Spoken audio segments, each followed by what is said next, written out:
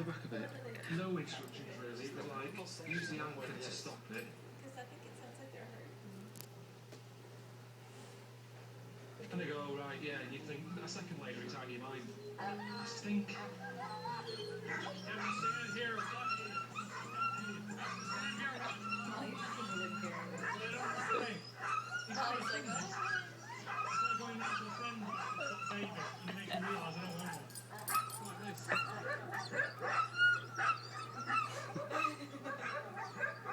So I got on the back of it.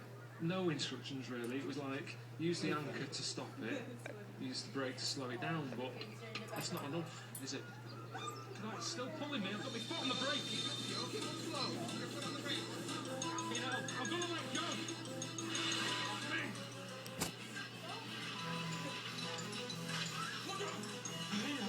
How do they know where to go? The dogs are in charge. You know, he's a The two dogs are very fast. Very, very intelligent. You jump on the trolley. Do all that. I'm pretty good at that. It's the same rush. You sort of They love to run. you're in no control whatsoever.